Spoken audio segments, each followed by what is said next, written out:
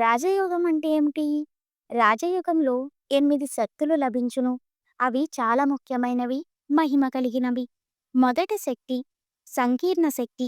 తాబేలు తన అవయములను తన ఇష్టానుసారం లోపలకు ముడుచుకొని తిరిగి బయటకు తేగలిగిన విధంగా రాజయోగి తన సంకల్పానుసారము తన కేంద్రియములతో కర్మ చేయగలడు లేదా అంతర్ముఖుడై అనంతమైన శాంతి అనుభవించగలడు. ఈ ప్రకారమైన ఆత్మస్వరూప స్థితిలో ఉండుటచే అతడు మాయకు ఏమాత్రమూ లోబడడు. రెండవ శక్తి సమీకరణ శక్తి. ఈ ప్రపంచము ఒక సత్రం వంటిదని అందరూ ఒప్పుకుంటారు. కానీ వ్యవహారిక జీవితమునందు ఎన్నో బాదరబందీలు తొలగించుకొని వీని నుండి తమ బుద్ధిని ప్రయత్నించి కూడా మరలించుకొనలేరు.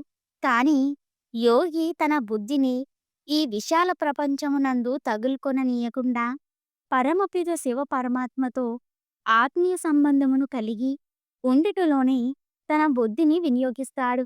అతడు ఎప్పటికప్పుడు తన సత్కర్మలు అనే పెట్టె, దివ్యకర్మలు అనే బెడ్డింగు సర్దుకుని నిరంతరం తన స్వగృహమైన పరంధామునకు పయనించుటకు తయారుగా ఉంటాడు. మూడవ శక్తి సహన శక్తి.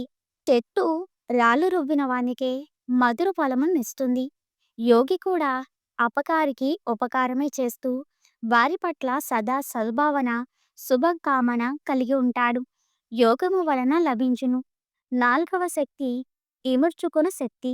యోగాభ్యాసం వలన బుద్ధి విశాలమైన మానవునకు గాంభీర్యత, మర్యాద స్వభావమును అలవడుతుంది. కొద్దిపాటి విజయానికి పొంగిపోడు. ఎంతటి అవమానమునకైనా కృంగి కృషించడు. అతడు సముద్రము వలె ఉన్న తన ఉద్వేగమునకు దైవీకుల మర్యాద అనే చెలియలి కట్టను దాటనీయడు.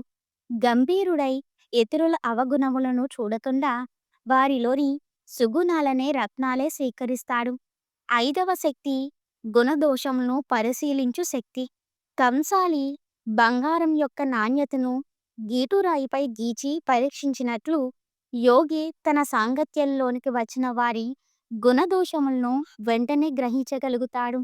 అతని ముందు వారిలోని సత్యాసత్యములు దాగువు. సదా జ్ఞానరత్నాలు మాత్రము స్వీకరించి అజ్ఞానమనే గులకరాళ్లపై తన బుద్ధిని పోనీయడు. ఆరవ శక్తి యోగికి లభించే ఆరవ శక్తి నిర్ణయ శక్తి. అతడు ఉచితానుచితములను వెంటనే గ్రహించగలుగుతాడు. వ్యర్థ సంకల్పములు పరంచితన విడిచి ఎల్లప్పుడూ పరమాత్మ స్మృతిలో నిమగ్నమై ఉంటాడు. ఏడవ శక్తి ఎదుర్కొనే శక్తి. యోగాభ్యాసముచే ఏడవ శక్తి ఎదుర్కొనే శక్తి లభిస్తుంది. మన కళ్ళ ముందు ఆత్మీయులు మరణించినప్పటికీ, తుఫాను వలె కుటుంబ సభ్యులు చిట్టిముట్టినప్పటికీ అతను ఏనాటికి చలించడు.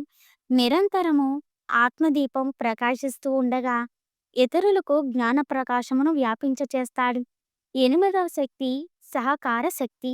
యోగి తన తనువు, మనస్సు, ధనములను ఈశ్వరీయ సేవలో ఉపయోగించుటయే కాక ఇతరులకు కూడా సహకారమిస్తూ కలియుగమనే విషయ వికారాల పర్వతమును లేవనెత్తుటకు తన పవిత్ర జీవితమనే వ్రేలునిచ్చి స్వర్గ స్థాపన అనే అత్యున్నత కార్యములో సహయోగి అవుతాడు.